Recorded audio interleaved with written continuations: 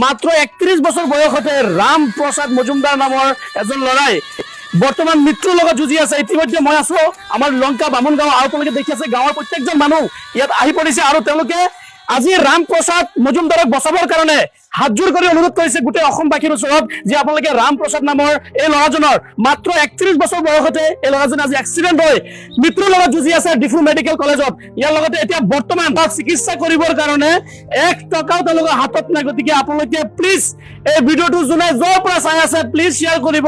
মোৰ সন্মুখতে আছে চাওক, তেখেতৰ মাতৃৰ লগত কথা পাতিবলৈ চেষ্টা কৰিম। শনিপূজাত যাবলৈ লৈছো মই আগতো গৈ ল'ৰাবিলাক ভিতৰত যাই আছে ল'ৰাটো খুন্দা মাৰি একদম চজুৰিকাই আনিছে খাদ্য নালীটো পাতি গ'ল। আচ্ছা, একচুৱেলি মাতৃগৰাকীয়ে কথা পাতিবৰ কাৰণে অক্ষম হৈ গৈছে, কাৰণ আপোনালোকে জানে যে বৰ্তমান এনেকুৱা এটা কণ্ডিশ্যনত হয়তো কোনো মাতৃয়ে কথা পাতিব নোৱাৰিব, কাৰণ ইমান এটা বেয়া কণ্ডিশ্যনত আছে ল'ৰাজনে। এক্সিডেণ্ট হোৱাৰ পিছত পাকস্থলীৰ যিটো নল আছে সেই নলটো ফাটি গৈছে, যাৰ কাৰণে প্ৰতিদিনাই তেওঁক এতিয়া বৰ্তমান প্ৰতিদিনাই তেওঁ মৃত্যুৰ লগত যুঁজি আছে আৰু ডক্তৰৰ পৰামৰ্শ মৰ্মে উন্নত চিকিৎসা কৰিব পাৰে, হয়তো ল'ৰাজন বাচিব পাৰে। ল'ৰাটো বহুত ভাল আছিল, কি কৰিব, তেওঁ ভাগ্যত বেয়া কাৰণে এইটো ঘটনা হ'ল। খাদ্য নলী ফাটি গ'ল। এতিয়া ৰাইজে যদি এপইচাকে এটকাকে সহায় কৰিলেও তেওঁ ল'ৰাটো বাচি আহিব। উপায় নাই, মানে মাকে সৰুৰ পৰা লোকৰ ঘৰত থাকি থাকি মানে হেৰি কৰি আনিছে।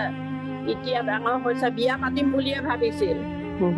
হায়দৰাবাদ কেৰেলাত যাবলৈ টিকেটো কাটা আছিল, কনফাৰ্ম নহ'ল। কনফাৰ্ম নোহোৱাৰ কাৰণে পিছুৱাই থাকিল ল'ৰা। ইতিমধ্যে দেখিছে তেওঁৰ লগৰীয়া ৰাম প্ৰসাদ মজুমদাৰৰ লগৰীয়াবোৰ ইয়াত আহি আছে আৰু সকলোৰে চকুতে আপোনালোকে হয়তো অনুমান কৰিব পাৰিছে বৰ্তমান তেওঁলোকে দূষিত হৈ আছে।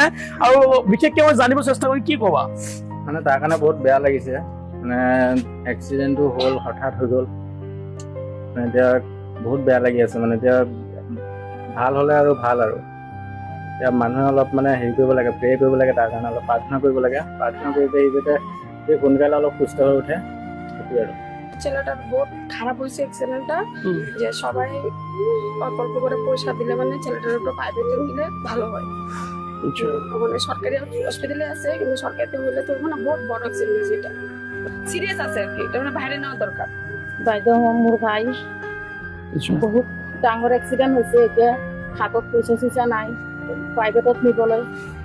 আমাৰ দেউতাও নাই, সৰুতে দেউতা মৰিছে। এতিয়া ভাইহঁতক সৰুৰ পৰা মায়ে লোকৰ ঘৰত কাম কৰি ডাঙৰ কৰিছে। এতিয়া ইমান ডাঙৰ এক্সিডেণ্ট হৈছে, হাতত পইচা চইচা নাই প্ৰাইভেটত নিবলৈ। আমাৰ দাদাই হয়, মানে আমাৰ জেঠাৰ ল'ৰা হয়। এক্সিডেণ্টটো হৈছে, এতিয়া চবতো দুখ লাগিছে, মানে এনে কণ্ডিশ্যনত হৈছে।